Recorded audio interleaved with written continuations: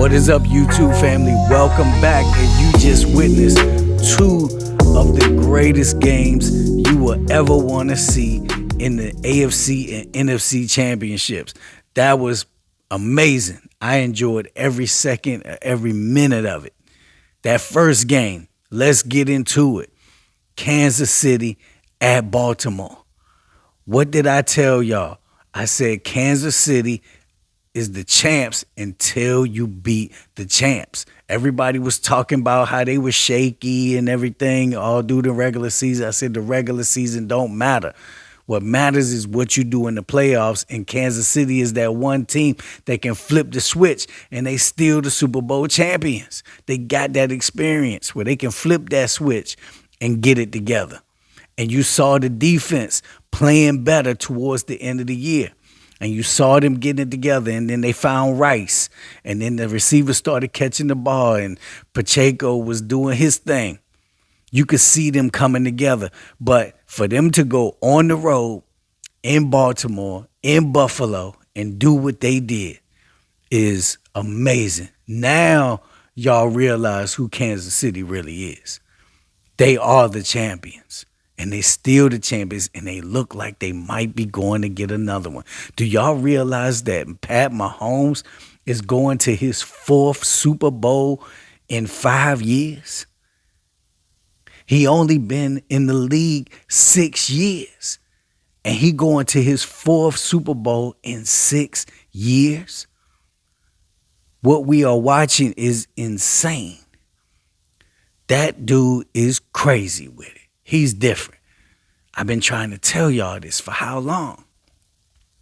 On the other hand, you got Lamar Jackson, who looks different and looks special, but in the playoffs has been suspect.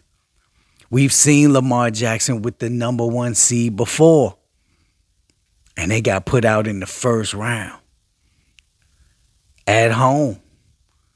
Now they got more than that. They had the number 1 defense in the league. They had the number 1 seed, home field advantage. They got Mark Andrews back. They have receivers this time. And Lamar running and throwing has never looked any better. He is the MVP. It gets no better than this. Like I said before, I told y'all, Lamar Jackson has to win this game. There are no more excuses. You have everything you want. There's nothing better you can have at your, in your clip. You got everything. What quarterback wouldn't want to have the number 1 defense, the number 1 seed, home field advantage, a running game, receivers, and good coaches, and a quarterback who can throw and run? Everybody last week was talking about where's Baltimore's weaknesses. Pat Mahomes is the weakness. Kansas City is the weakness. Andy Reid, Spagnolia. They showed you that they could cut right through that Baltimore armor and expose them in their own house. That monkey on Lamar Jackson's back just grew into King Kong, because now this is his 2nd time he's had the number 1 seed and home field advantage and could not get it done. Lamar had a terrible game. Terrible game. He played his worst game of the year in the worst time of the year. And this is what all the criticism is about when it comes to Lamar Jackson. Can you get it done on the biggest stage? Can you do what Mahomes is doing so easy? So easily, Pat Mahomes is going to the Super Bowl. There are no excuses. Lamar Jackson had everything that Pat Mahomes got. Pat Mahomes has a lesser team this year than Lamar Jackson's.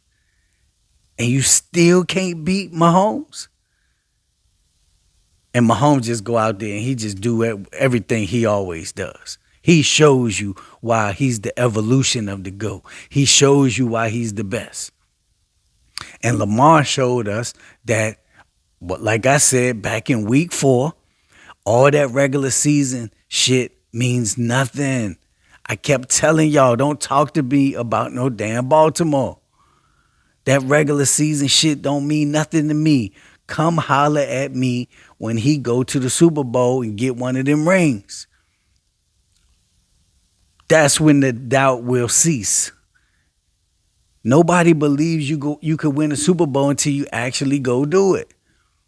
Pat Mahomes went and did it twice already and went to 4. So there's no questions about him. We can celebrate him. We can anoint him. These other dudes that haven't proven it, y'all can't get anointed yet. I don't care how many MVPs you got. He got 2 MVPs and only has 2 playoff wins. Stop talking to me about Lamar Jackson and the Baltimore Ravens. I kept telling y'all this.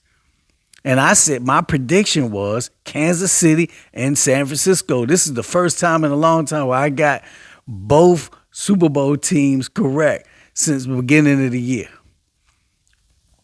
Everybody had wrote Kansas City off. Not me, because they still the champs until they get beaten and they still got Pat Mahomes. It was a no-brainer for me. And Baltimore had to prove it to me. And I said back in week 4, I said, I don't believe Baltimore can win the Super Bowl without Mark Andrews. Well, guess what? They got Mark Andrews back today and still couldn't get to the Super Bowl.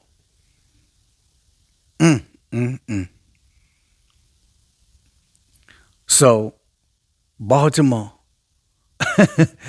what you going to do next year? You going to have the number 1 seed again? Lamar Jackson going to be the MVP again? You going to whip everybody's ass all year long, have home field advantage, and now when y'all get to the playoffs, now nobody's going to believe you. But that's what I was trying to tell y'all this year. See, y'all always be late to the party. That's why y'all need to come here and watch me. Because I'm going to hip you to the shit way in advance. Go back and look at my past videos. Everything I've been telling y'all has come to fruition. I remember years ago, people was writing off Jared Goff. And I was like, yo, give the dude a chance. You know what I'm saying? Now look, Jared Goff is went to the NFC Championship and got Detroit 2 wins in the playoffs and broke the curse. And speaking of Jared Goff, can we talk about this Detroit-San Fran game? Man, what the hell? See, I thought one of the Achilles heels for Kansas City was their receivers dropping passes. Well, see, that's what champions do. They overcome their weaknesses. You saw Scanlon last week and this week catch game-winning passes. Sealed the game today. No drops. You saw Tony, no drops. Kelsey, no drops. 11 for 11. He broke Jerry Rice's record. He about to be the greatest tight end of all time. It's crazy. Crazy. And you go and look at Detroit, and what was their Achilles heel? Their coach. Gambling too damn much. How many times has Dan Campbell gambled too damn much? He did it right at the end of the regular season. Cost them a huge game. And they said if he does that bullshit in the playoffs, it's going to come back to bite him. And he been rolling with it.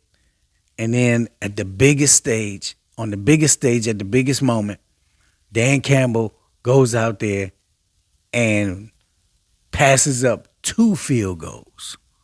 Goes for it on 4th down when you could have got 2 field goals. And what did they lose by? 3 points. They were up by 17 and they should have been up by 20. And then at the end of the game, they should have still been up with San Fran playing comeback, playing catch up. Your coach is your worst enemy. If he keeps playing like that, he's going to keep failing because you can't take those kind of gambles all the time.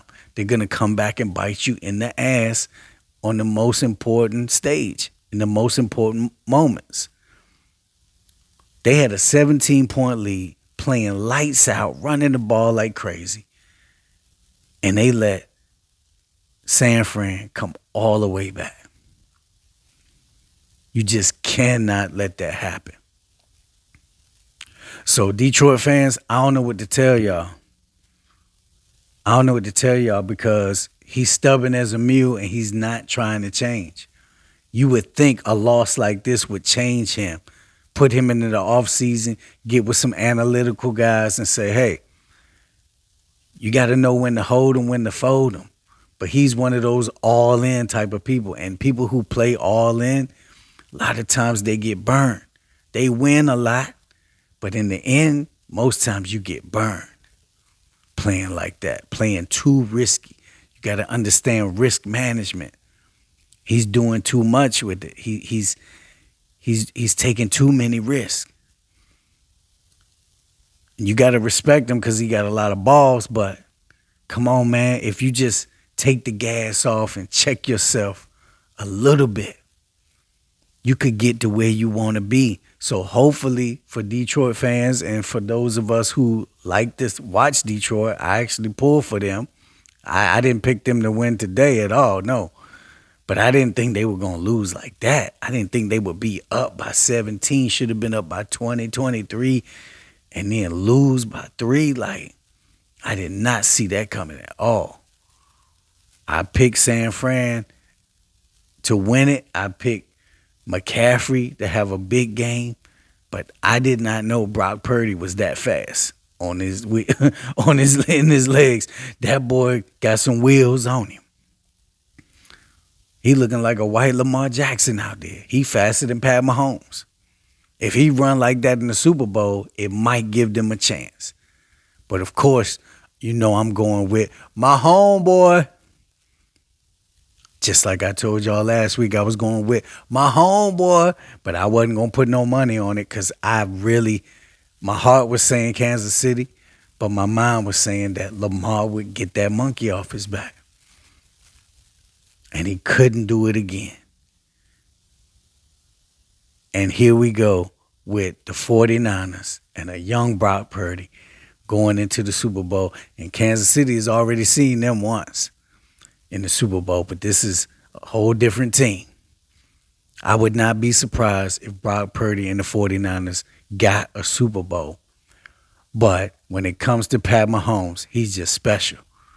He does not want to miss out on getting his 3rd ring, because if he gets 3 rings this fast, you ain't going to be able to stop him for a long time.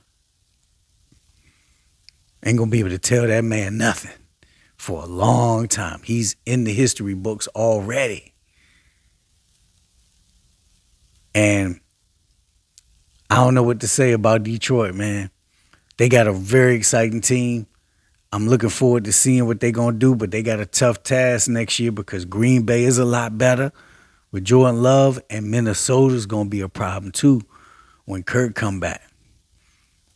That's going to be fun to watch. I'm looking forward to next year already. But now we got Brock Purdy, the young phenom, versus the evolution of the GOAT, Pat Mahomes. Who y'all got? Send me your picks and send me some bets if y'all want to go there. Until next time, I'll holler at y'all. 100.